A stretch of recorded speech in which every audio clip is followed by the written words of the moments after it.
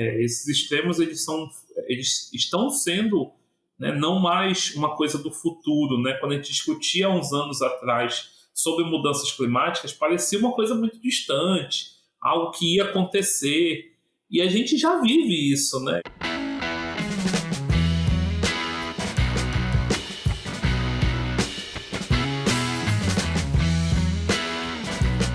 Bem-vindos e bem-vindas ao Aviário Podcast mais uma vez. Eu sou Catarina Stefanello e hoje eu converso novamente com o professor Dr. Fernando Tavares.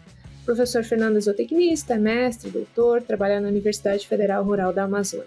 Então, para quem nos acompanha há um tempo, né, nós já temos 2 episódios gravados com o professor Fernando.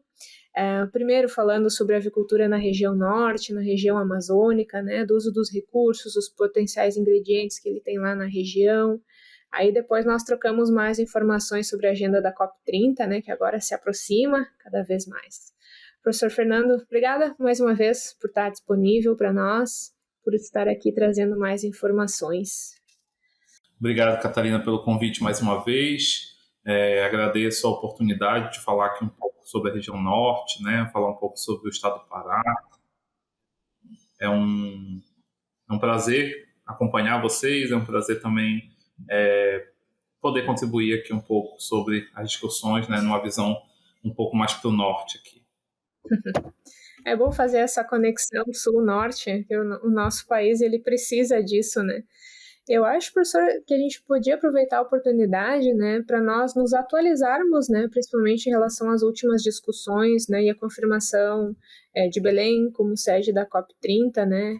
Eu sei que ultimamente foram realizadas várias reuniões, que você está acompanhando isso de perto, e provavelmente tem algumas atualizações, e aí, à medida que o tempo for passando, eu vou te perguntando mais curiosidades que provavelmente quem nos acompanha também queira saber.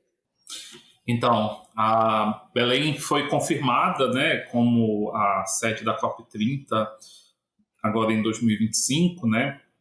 E uma coisa que é interessante a gente falar é que essa agenda ela muda um pouco a pauta, né, do local de fala, porque nós temos até então muita discussão sobre mudanças climáticas em locais que já estão em condições de extremos climáticos, né, que já estão em condições de uma degradação severa. E aí, dentro de todas essas discussões das conferências que acontecem anualmente, vários países discutem, e a Amazônia ela é sempre discutida, né? E ela é sempre discutida, mas ela não era protagonista, né? Hoje a ideia nossa é que a gente vire protagonista da discussão. E a gente tem, acho que 3 pontos importantes, sabe, Catarina, para abordar hoje nesse tema, que o primeiro deles é a gente falar um pouco sobre a nossa realidade climática, né? Por que falar da realidade climática? Porque nós estamos tendo um cenário de mudanças climáticas e de extremos climáticos que, inclusive, já está afetando a região amazônica, né? Uhum. Então, nós estamos vendo secas que historicamente acontecem, mas elas estão vindo de forma muito mais severa. A gente vê mudança nos regimes de chuva, a gente vê condições de calor extremo, ondas de calor extremo, que isso, inclusive, são pautas que a gente tem discutido na avicultura, né? A necessidade de galpões, por exemplo, cada vez mais climatizados, com cada vez mais alterações para que a gente consiga sustentar as características climáticas da região, né? Esses extremos eles estão sendo, né, não mais uma coisa do futuro, né? Quando a gente discutia há uns anos atrás sobre mudanças climáticas, parecia uma coisa muito distante, algo que ia acontecer. E a gente já vive isso, né? Eu moro em Belém do Pará, que a gente tem uma realidade de cidade que a gente brinca, né? Que só tem 2 climas do ano em Belém, gente. Que era uma época do ano que chovia o dia todo e uma época do ano que chovia todo dia. Então, isso já mudou. Por exemplo, no ano de 2024, a gente passou quase 1 mês e meio sem chuva na cidade. O que é uma coisa extremamente raríssima de acontecer, né? Foi uma das piores secas das regiões dos últimos 30 anos. Então, assim, nós temos condições que são problemáticas. E aí tu pega uma cidade, né, uma região extremamente chave para as mudanças, tu traz uma conferência de discussão, né, na COP29, que acabou de acontecer em Baku, no Azerbaijão, a gente teve discussões não tão rigorosas, né, que os acordos não foram tão expressivos, né, e talvez esse seja o ritmo que a gente precise mudar para a COP30, porque os acordos não foram tão arrojados quanto se esperava, tanto financeiramente quanto de metas. A gente tem discussões a avançar, né, nesse sentido de metas climáticas. Nós, da avicultura, a gente precisa entrar nessas discussões. Eu tenho conversado muito com os colegas, os colegas que trabalham na área de pecuária, bovina, bobalina, eles têm discutido, estudado há tempos as mudanças, fixação de carbono, práticas mais conservadoras, né, que conservam mais o meio ambiente. E a gente da avicultura, a gente parece não estar avançando nessas discussões. Então, talvez seja uma discussão que a gente precise trazer à tona. A gente talvez precise falar um pouco mais, né, porque o que eu acho que acontece muito na avicultura é um desligamento da cadeia, né? Parece que a gente está na avicultura, nós estamos produzindo frango de um lado e a gente esquece de todo o passivo de cadeia que existe, por exemplo, na cadeia do milho, na cadeia da soja. Então, onde esse milho e essa soja estão sendo plantados, quais são as práticas adotadas? Essas regiões, elas eram regiões de plantio que sofreram degradação, que sofreram abertura de áreas.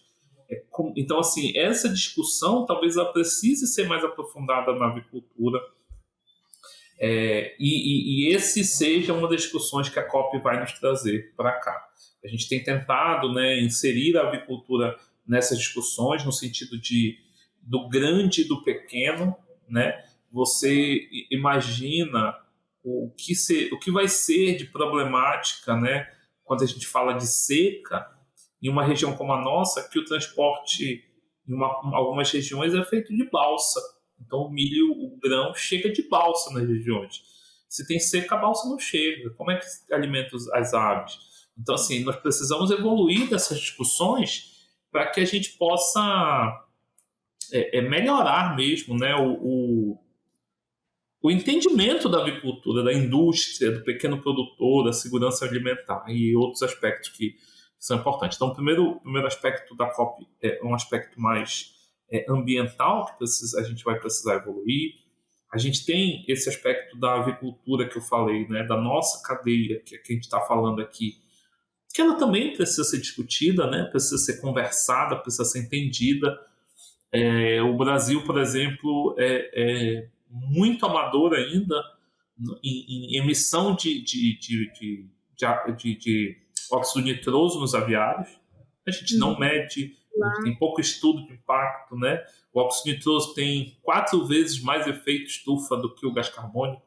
Então, quando a gente faz a conta do crédito, por exemplo, o óxido nitroso a gente multiplica por 4 o equivalente de gás carbônico, ou seja, ele emite 4 vezes, é mais prejudicial 4 vezes do que o dióxido de carbono. E a gente não discutiu isso ainda, sabe? Eu acho que são áreas que na pesquisa, por exemplo, a gente vai ter que evoluir. Na pesquisa a gente vai ter que pensar nessa política, né? E tentar realmente avançar nessas discussões mais pontuais dos nossos setores, em discussões mais amplas, né? Uma das discussões que as COPs vêm tratando, desde a COP passada, né? Essa COP agora, e deve ser um mote de discussão da próxima COP aqui em Belém, é sobre as regularizações, né? Ou seja, o estado do Pará, e eu vou pegar um exemplo da cultura, como eu falei, ela parece estar mais avançada, a discussão mais intensa, né, pelo menos no nosso estado, que é, por exemplo, o programa de rastreabilidade. Então, o governo está implantando um programa de rastreabilidade de 100% da carne bovina. Por quê? Porque nós somos os maiores exportadores de carne e os mercados internacionais estão exigindo da gente que nós temos 100% de rastreabilidade. nós estamos preparados na avicultura para uma rastreabilidade de 100%. Se o milho realmente veio de uma propriedade que não desmatou, que não era uma área legal, que não tem PROD, que não tem... Enfim, essas discussões todas a gente vai precisar evoluir na avicultura. E talvez seja o momento da gente virar esse gatilho.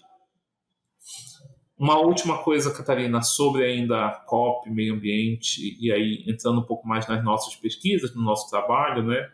A gente também tem discutido muito e propondo muitas ideias, estratégias de uma avicultura mais no sentido de segurança alimentar.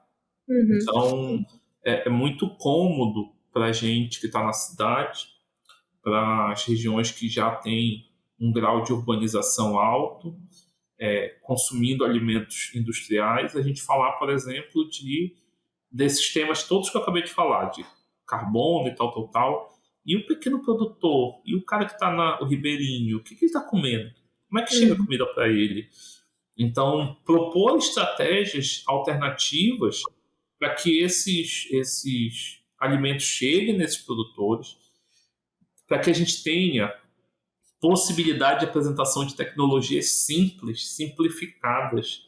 Eu tenho desenvolvido aqui com colegas parceiros, né, aqui na universidade, dentro do nosso núcleo de pesquisa, por exemplo, ideias e estratégias de utilizar proteína de inseto para pequenos produtores.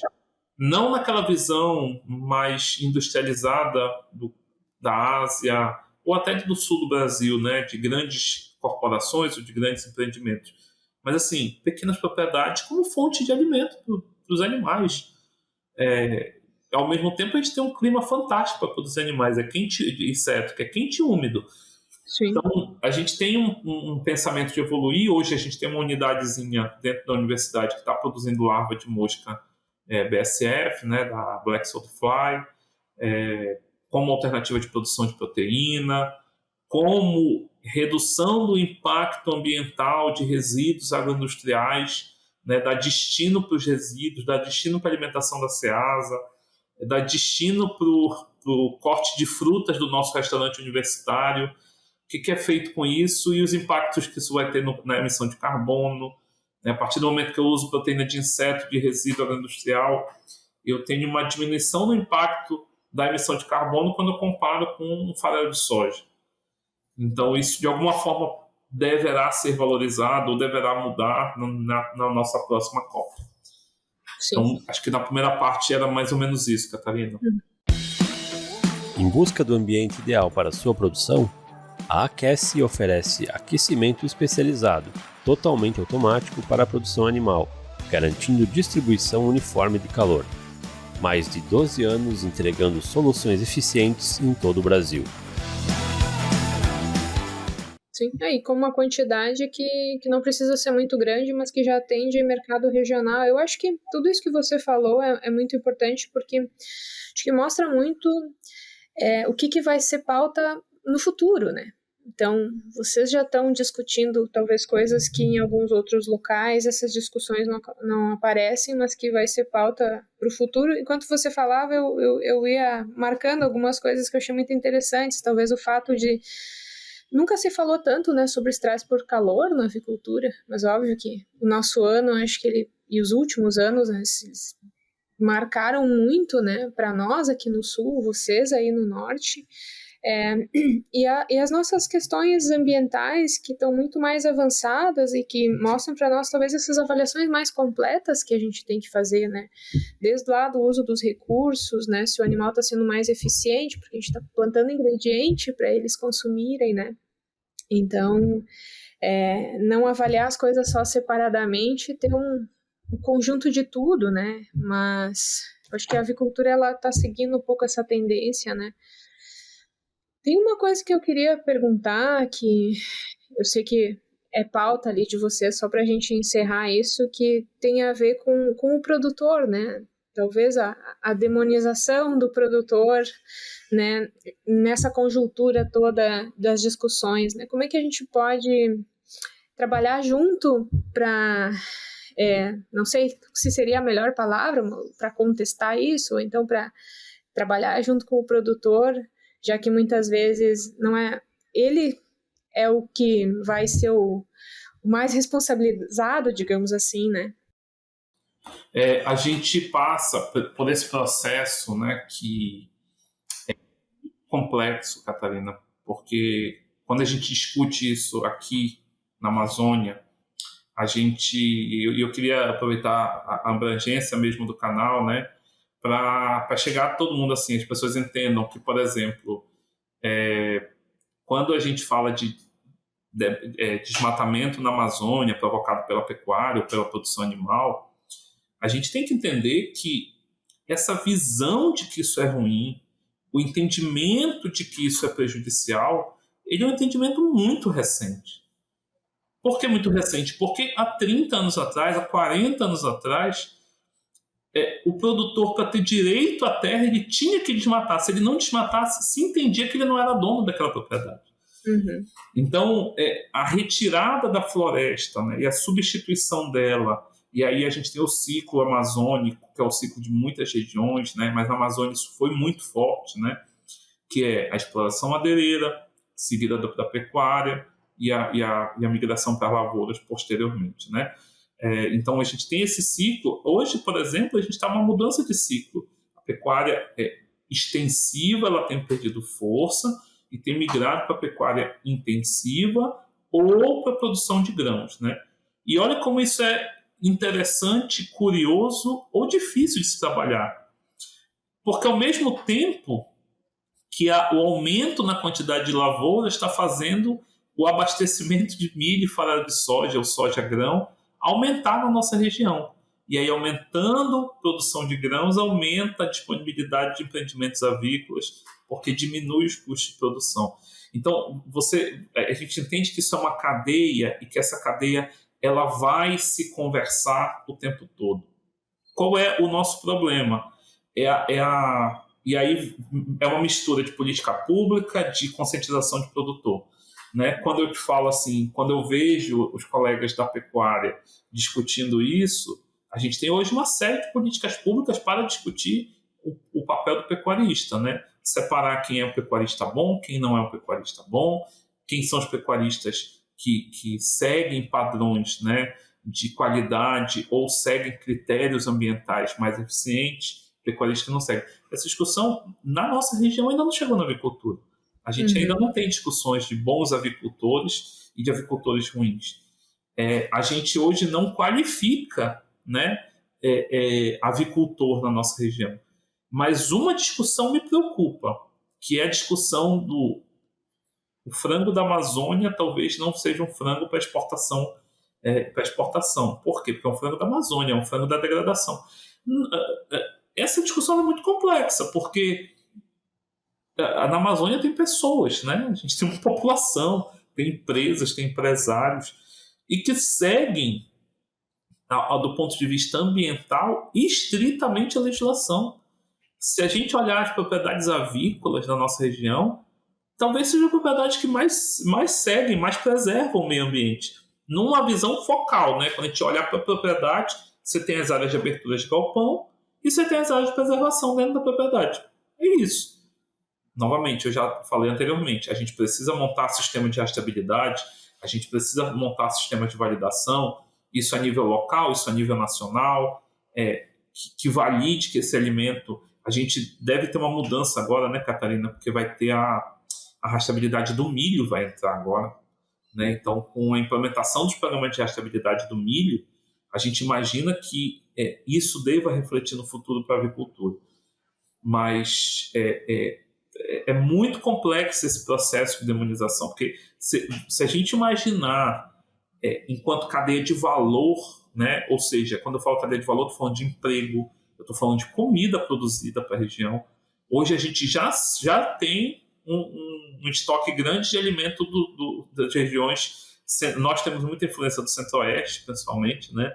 Chegando comida aqui, chegando alimento, frango e tudo mais, ovos, do Sul também, mas vocês imaginam se a gente parar de produzir o que a gente produz.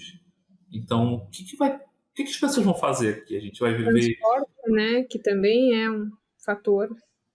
Então, assim, o que a gente vai produzir? E a cadeia? E todo mundo que está investindo? E todo mundo que está... Então, esse cenário ele é bastante complexo. A gente tem discutido muito na região a importância da gente validar, por exemplo, ou valorar o produto da Amazônia, no sentido, no pensamento ao contrário. Vamos valorizar esse produto.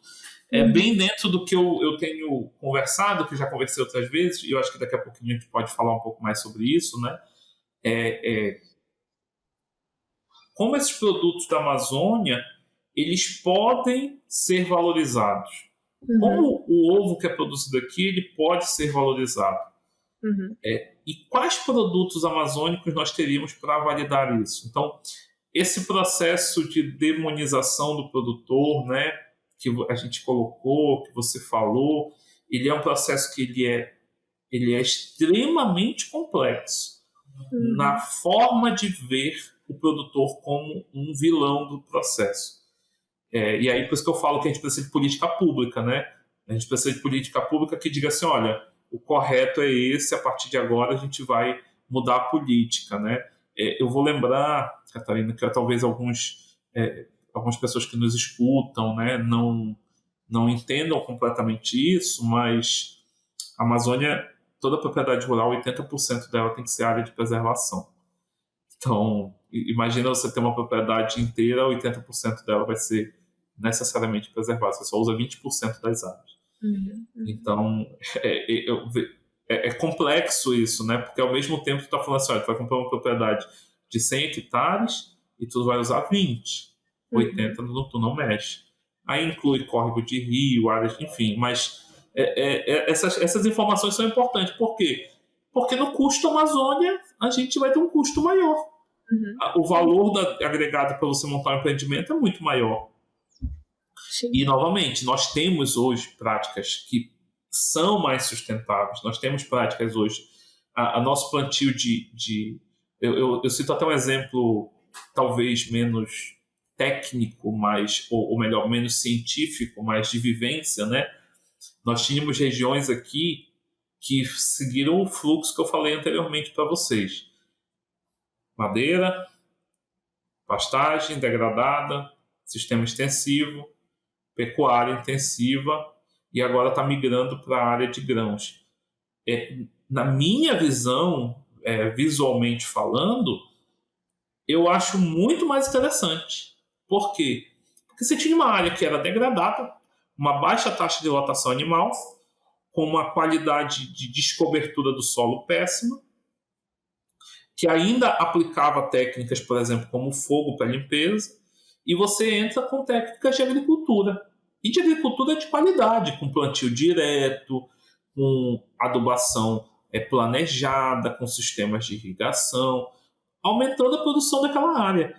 Então, aumentar a produção de áreas que antes estavam degradadas talvez seja uma solução para a Amazônia e para a avicultura, como eu falei, que são interessantes, porque olha como o ciclo vai funcionar agora. Então, a gente vai ter agricultura, produção de grãos, e aí eu até cito um exemplo, né, que eu até brinco com meus alunos, que eu digo assim, o professor continua aprendendo a vida toda, né? Verdade. Produção, por exemplo, de gergelim. O Pará está produzindo gergelim hoje em dia. Então, está chegando nas indústrias já resíduo da extração de óleo de gergelim. Então, se tu pensasse, se eu te falasse, se a gente conversasse nessa ideia há 15 anos atrás, eu te disse assim, o professor Fernando tá maluco. Tá falando que a galera vai produzir na Amazônia frango usando resíduo de gergelim. Eu estou falando para vocês agora que isso já está acontecendo. Se a gente comentasse, né, há uns anos atrás sobre soja, a conversa sobre soja, eu falaria assim para vocês, não, o Pará não produz pouca soja, e o pouco de soja que a gente produz vai para outro estado para ser processada como óleo e volta como farelo. Isso encarece o produto. Aí eu vou falar para vocês assim, hoje no estado do Pará, as 5, 6 maiores empresas de avicultura de corte ou de postura do estado já usam grão do estado e já fazem desativação ou extrusão de soja dentro da empresa. Então o grão não sai mais do Pará, porque aumentou a produção de grão no Pará. dentro de uma perspectiva legal, gente. Eu não estou falando, e eu vou deixar isso muito claro para todos os ouvintes, assim, eu não estou falando que nós não temos produtores ruins. Eu não estou falando que nós não temos pessoas que não se preocupam com o meio ambiente. E eu não estou falando que a gente não está tendo desmatamento e queimada. Eu só estou falando que isso não é a realidade de 100% dos produtores. Isso não é a realidade de 100% dos fornecedores. E o que a gente vai ter que ter é política pública para legalizar, fazer rastreabilidade, a gente saber de onde isso foi produzido. Uma coisa que eu vejo muito, né, que a gente precisa evoluir são as relações de mercado de trabalho, né? Nós somos, ainda temos uma raiz muito forte de um sistema muito mais colonialista, né, em que a remuneração das pessoas é vista como uma coisa que pode ser baixa, que não tem qualidade.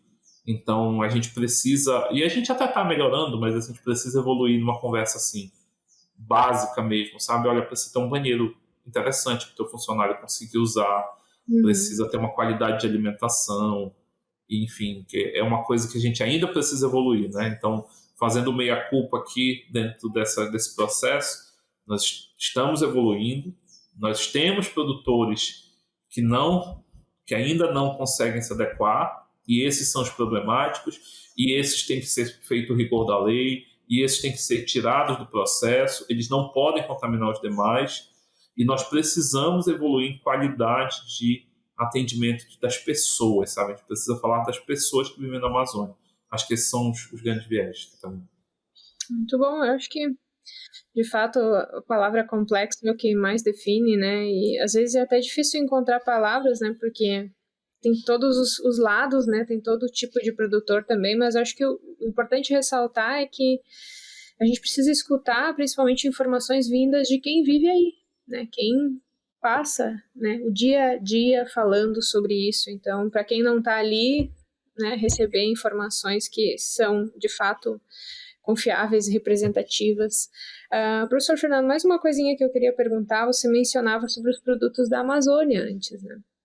O que vem pela frente, né, de produtos da Amazônia que podem ser valorizados, então? Eu vou falar de dois assuntos de produtos da Amazônia que a gente tem discutido bastante aqui, né? No meu grupo de pesquisa, de forma até multicamp, a gente tem estudado, a gente continua estudando os bioprodutos, né? As possibilidades de uso desses bioprodutos. Aí, para quem não escutou os episódios passados, eu vou até aproveitar aqui e caracterizar o que a gente chama de bioproduto, subproduto, qual produto, Catarina, para a gente deixar todo mundo no mesmo nível de conversa, né? O que é um coproduto, subproduto? É um produto que veio da indústria, que não é um produto principal, né? Qual é a questão hoje? Hoje a gente tem produtos que são produzidos pela floresta. Então a gente tem produtos que são ou de realidade local, né? O que é realidade local? A gente tem aqui o muru-muru, que é uma palmeira nativa da Amazônia. Então, quando a gente fala de muru-muru, eu estou falando de uma palmeira que a gente ainda não tem plantio comercial organizado, são palmeiras nativas. E peguei o exemplo do muru-muru e vou servir para outras coisas, mas o que o muru-muru tem de diferente? Bom, a indústria cosmética descobriu que os sabonetes muru-muru são incríveis para a pele. São produtos hidratantes de excelente qualidade, que eles têm ácidos graxos de cadeia curta e cadeia média, que são interessantes para a pele do ser humano, e que geram produtos cosméticos de beleza e de farmácia também interessantes. Então, os modelos que estão sendo empregados aqui é que as comunidades tradicionais, né, as comunidades rurais, os produtores rurais, utilizam daquelas áreas de floresta para ir lá fazer a coleta do muru-muru. Isso se reúne em um determinado local, uma comunidade, uma associação, num grupo de pessoas, num produtor individual mesmo, e isso vai para as indústrias que vão fazer o aprimoramento, né, a extração desse óleo, né? Algumas cooperativas hoje já fazem a extração do óleo na comunidade, então tira o óleo bruto lá na comunidade, e o resíduo que fica, né, que são as tortas, que é um resíduo industrial, é a torta de muru-muru, que é o exemplo que eu estou usando, ela sai dessa unidade e ela tem basicamente 3 destinos principais. O primeiro destino é o pior deles, né, que é quando ela vai para aterro sanitário. Então, você pega uma torta, né, que é um resíduo de uma fruta, a extração de óleo de uma fruta, e ela vai para um aterro sanitário. Você tem a opção 2, que é muito comum nas indústrias também, que é a destinação para compostagem. Então, isso vai para um pátio de compostagem, isso vira adubo orgânico. E a terceira opção, que é o que a gente tem trabalhado bastante, é validar isso como alimento. Uhum. E aí, o que é complexo para a gente validar isso como alimento? Essa cadeia toda que eu expliquei para vocês, ela tem variabilidade. Variabilidade até mesmo industrial. Por quê? Porque eu tenho uma indústria que produz murumuru para fazer sabonete. Essa indústria quer tirar o murumuru 100% da torta. Então, ela prensa, ela lava com hexano e a torta vem quase sem gordura. Ela vem com 2% de gordura, 3%. Eu tenho uma indústria que vai produzir o óleo de murumuru puro para a indústria farmacêutica. Então, ela não usa hexano, ela usa só prensagem a frio. Ela nem usa prensagem a quente. O resíduo de óleo aumenta. Então, a gente tem um problema de padronização dessas tortas. A gente está trabalhando, fazendo coletas regulares em algumas empresas para tentar caracterizar melhor esses produtos. Segunda etapa do processo é a validação nutricional, que é o que a gente, zootecnista, pesquisador, faz com uma certa frequência, né? Ver o quanto de proteína digestível tem nesse produto, quanto de energia bruta tem, quanto de energia metabolizável, e a gente tentar validar isso de alguma forma. É o que o nosso grupo de pesquisa tem trabalhado, né, nessa etapa inicial, que é tentar validar a composição, a caracterização, as digestibilidades, metabolizabilidades desses produtos para tentar aplicar eles na dieta. E nós teremos um terceiro passo, que é medir os efeitos sobre o desempenho do animal, que é fundamental, e os efeitos secundários desses produtos. Ou seja, se eu tenho um murumuru que tem mais óleo, mais residual, isso tem efeito sobre a saúde intestinal, isso tem efeito sobre o perfil de ácidos graxos, isso muda a composição do ovo, isso muda a cor do ovo, o que isso muda, o que isso melhora? Então, a gente está passando agora para essa terceira etapa, que é a etapa talvez mais difícil do processo, porque a gente precisa de validação, precisa de laboratório, de financiamento, né, que a gente está tentando o tempo todo fazer, que é justamente para a gente aprofundar. Assim, hoje, eu não consigo nem te dizer, e eu te dei um exemplo que eu fiz, já estou indo para a segunda fase, né, que é o murumuru. O murumuru, por exemplo, hoje eu não tenho perfil de aminograma dele ainda, porque o custo de um aminograma é caro. Então a gente precisa fazer. E aí não adianta eu pegar uma amostra de murumuru, mandar para um laboratório e fazer o perfil de aminograma, porque eu tenho variabilidade. Então eu preciso fazer uma média do perfil de aminograma daquele produto. E aí quando eu falo dessas médias de produto, quando eu falo dessas caracterizações, eu tenho que sempre pensar novamente nas características da região amazônica, que é diversidade. Eu te citei um produto, mas eu conseguiria aqui, em 10 minutos, te citar 10 produtos diferentes que têm validação. Então, isso é uma coisa. Outra coisa que nós recentemente começamos a estudar e trabalhar é esses usos que a gente fala, que é o uso não nutricional, mas o uso como aditivo desses produtos, né? Então, a indústria reconhece esses produtos como um produto melhorador de flora, reconhece esse produto como controlador de microbiota, reconhece, tem várias. A gente não tem processo de validação disso na natureza. Tem uma pesquisa muito interessante, né, que não é da nossa área, mas a gente vai estar trabalhando com um grupo lá parceiro, e eu vou explicar o porquê eu estou trabalhando com eles lá, que a gente tem um problema, por exemplo, do açaí. Aí o povo que não é de fora, né, a maioria de vocês conhece açaí congelado. Açaí congelado, para a gente que é paraense, é uma tragédia, né? Porque é um fruto, não é um fruto fresco. E aí aqui a gente tem uma perspectiva de exportar açaí, grão de açaí, né? A fruta do açaí. Qual é o problema? A fruta do açaí, quando ela fica exposta no ambiente, ela oxida e perde qualidade. Então tem um grupo de pesquisadores aqui da Universidade Federal do Pará que, por exemplo, trabalha com biofilmes. Ou seja, você pega um produto da Amazônia, e aí nesse momento a gente não pode falar o que está sendo trabalhado, porque vai requerer patente, mas você pega um produto, você recobre esse fruto e você vê a vida útil. Então o pessoal está conseguindo aumentar 2 meses, 3 meses a vida útil de um produto. E aí o nosso pensamento e se a gente fizesse essa mesma coisa com o ovo, né? Qual é o efeito que isso tem sobre vida de prateleira do ovo, né? E vida de prateleira da carne no futuro. Então, assim, a gente tem muitas discussões de produtos amazônicos que é quase que uma expedição científica, Catarina. Assim, a gente mergulhar nas comunidades, a gente conhecer as realidades. E uma coisa que me chama muita atenção é que a gente, na academia, a gente ainda não consegue, né, acompanhar a velocidade das coisas no tempo que nem sempre a gente precisa, né? E eu vejo hoje produtores rurais que estão utilizando essas tortas que eu citei no início, né, para dar para suas galinhas. Aí tu fala assim, mas Fernando, não tem estudo ainda. Eles estão dando e está funcionando. De alguma forma eles baratearam o custo deles. Então a galinha tinha uma criação pequena no quintal, essa criação comia resto de comida e começou a melhorar, aumentar a criação. Ele pegou, foi lá na comunidade, na cooperativa que ele trabalha, pegou essa torta e deu para a galinha e melhorou. Ela botou mais ovo. E aí tu já fala assim, olha, então isso de alguma forma já está ou vai ser validado com mais intensidade, né? Justamente porque a gente precisa atender as comunidades que estão no entorno. Então a gente tem um trabalho de rede, Catarina, que a gente até recentemente aprovou um projeto nessa área, né? Uma comunidade quilombola, que é justamente assim, melhorar a segurança alimentar daquelas comunidades com produtos da agricultura que eles possam produzir, que eles já produzem. O que eles já produzem? A mandioca?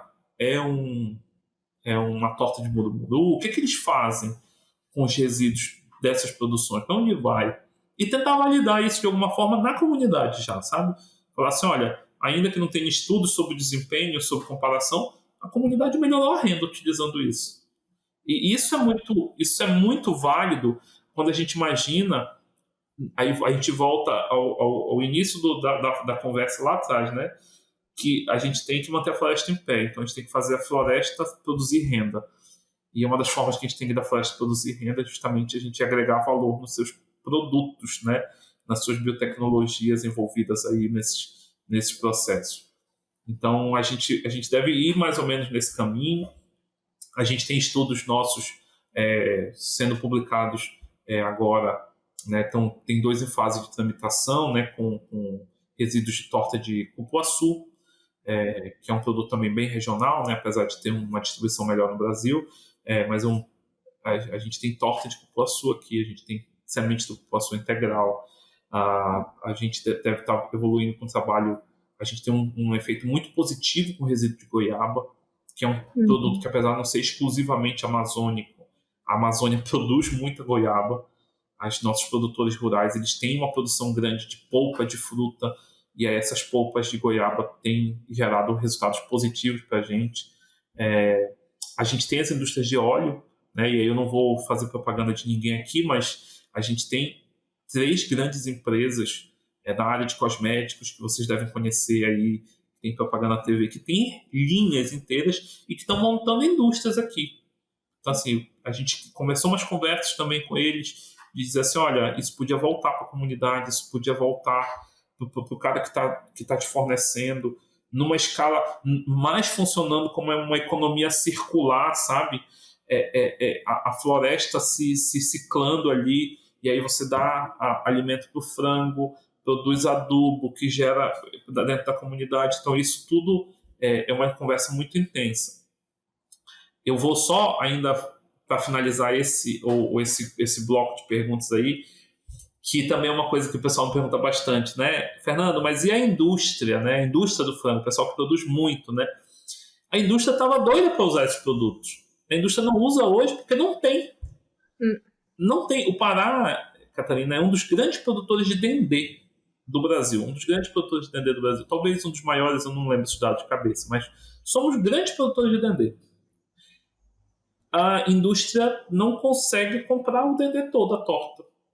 Mas por que, Fernando? Porque tem fila para comprar.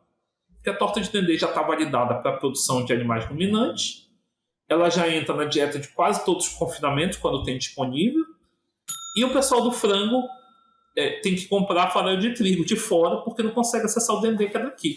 Então, assim, a hora que a gente conseguir escalonar esses produtos, a hora que a gente conseguir industrializar esses produtos, isso vai virar a chave, né? E talvez, Catarina, daqui a uns 10 anos a gente fale assim, olha, lá atrás a gente falava de murumuru, a gente falava de torta de castanha, a gente falava de tucumã, de pracaxi, como se fosse uma coisa distante, e hoje é uma realidade. Por quê? Porque agrega valor, né? Porque tem um produto alimentício envolvido nesse processo. Então a gente imagina que esse processo, esses produtos, eles vão e devam evoluir, né? E a gente está com outras ideias aí também, assim, a gente até fala muito assim, como a gente tem um universo muito grande de produtos, de componentes, a gente tem umas ideias malucas às vezes e a gente espera que a gente teste elas primeiro para ver se elas vão dar certo, para a gente poder depois falar para vocês.